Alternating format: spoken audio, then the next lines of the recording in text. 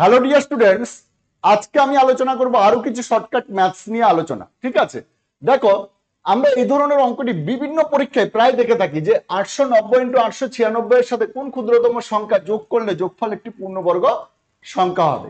এই ধরনের অঙ্ককে আমরা শর্টকাট মেথডে কি করব, যেটা থাকবে না সেটাকে আমরা দেখব এই দুটো সংখ্যার মধ্যে পার্থক্য কত। দুটোর মধ্যে পার্থক্য কত? 6।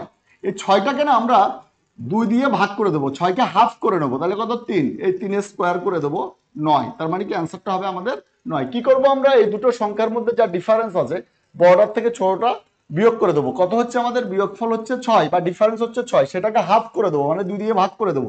কত হবে আমাদের? 3। সেই 3টাকে বর্গ করে দেবো, সেটাই আমাদের অ্যান্সার হবে, তাহলে 9। তার মানে এর সাথে যদি 9 আমরা যোগ করি তাহলে সেই যোগফলটি একটি পূর্ণবর্গ সংখ্যা হবে। নেক্সট দেখ, এই ধরনের যদি লসাগু গসাগুর অঙ্ক থাকে, দুটি সংখ্যার অনুপাত কত? 2:3 এবং গসাগু যদি 8 হয় তাহলে বড় সংখ্যাটি কত? এই ধরনের অঙ্ক থাকলে আমরা সঙ্গে সঙ্গে অনুপাতটা লিখবো, 2:3 লিখে নেব।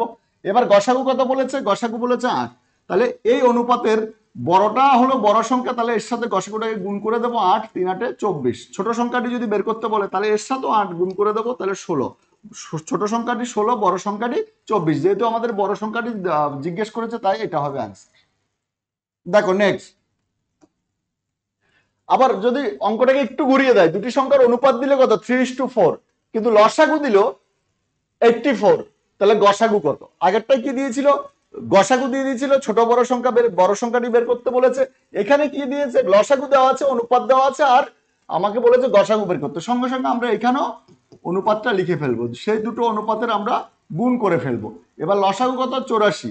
84কে এই অনুপাতের গুণফল দিয়ে ভাগ করে দেবো, তাহলে কত? 7। তাহলে গসাগু হবে আমাদের 7। কিন্তু এটা যদি তোমাকে 3টে অনুপাত হবে, 3টি সংখ্যার অনুপাতও দেয়, দেখা গেল দিল কি 3টি সংখ্যার অনুপাত 2:3:4 আর লসাগু দিল 84, তাহলে গসাগু কত হবে? তাহলে কি হবে আমাদের? 3 4 12, 12 2 কত? 24। 24 দিয়ে আমরা 84কে ভাগ করবো। এরকম আর কি, 3টে অনুপাত থাকলেও তোমরা অনুপাতগুলোকে গুণ করে দেবে, সেই গুণফল দিয়ে লসাগুটাকে ভাগ করে দেবে, গসাগু বেরিয়ে যাবে। নেক্সট দেখ, একদম শর্টকাট মেথড। কোনো অঙ্ক কোনো পরীক্ষায় দেখা এই ধরনের অঙ্ক কিন্তু বিভিন্ন পরীক্ষায় এসেই থাকে আমাদের। যেমন x প্লাস 1/x = 10 হলে 7x/x² + 1 - 8x এর মান কত হবে? তাহলে এই ধরনের অঙ্ক আমরা কি করব? সঙ্গে সঙ্গে উপরে নিচে না আমরা x দিয়ে ভাগ করে দেব। ভাগ করে দিলে কি হবে? 7x দিয়ে x কে যদি ভাগ করি, x কাটা যাবে, উপরে কি পড়ে থাকবে? 7। এখানে যদি x কে x দিয়ে ভাগ করি তাহলে x পড়ে থাকবে, আর 1 কে x দিয়ে ভাগ করলে 1/x হবে, আর মাইনাস এখানে x দিয়ে 8x কে x দিয়ে ভাগ করলে কত হবে? 8। তাহলে এই দেখো এই পোর্শনটা মিলে গেল, তাহলে কি হয়ে গেল? 7। আর এর মান কত? এই পোর্শনটার মান হলো 10 - 8, তাহলে কত হলো? 7/2 হবে আমাদের অ্যান্সার। তার মানে কি অ্যান্সারটা হবে 3.5। দেখো নেক্সট অঙ্কটা দেখো, একই রকম ভাবে এই ধরনের এক্স স্কোয়ার, এখানে স্কোয়ার দিয়ে রয়েছে, তাহলে এখানে আমরা কি করব? এক্স স্কোয়ার দিয়ে উপরে নিচে ভাগ করে দেবো, তাহলে এক্স স্কোয়ার কাটা, উপরে কি পড়ে থাকলো? 72। আর এটাকে এক্স স্কোয়ার দিয়ে যদি ভাগ করি কত? এক্স স্কোয়ার থাকবে, প্লাস 2কে যদি আমি এক্স স্কোয়ার দিয়ে ভাগ করি তাহলে কি হবে? 2/x² প্লাস এই এক্স স্কোয়ার দিয়ে 8x²কে যখন আমরা ভাগ করব তখন কি পড়ে থাকবে? 8। তাহলে 72, আর x², 2/x² মান কত? 16।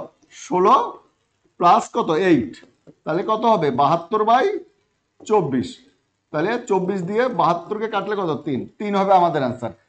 যদি আগের দুটো অঙ্ক বুঝে থাকে তাহলে অতি অবশ্যই এটাকে সলিউশন করে আমাকে কমেন্ট করে জানাও। আজকের মতো আমি এখানে শেষ করলাম, তোমাদের সাথে আমার আবার দেখা হচ্ছে আমার পরবর্তী ভিডিও।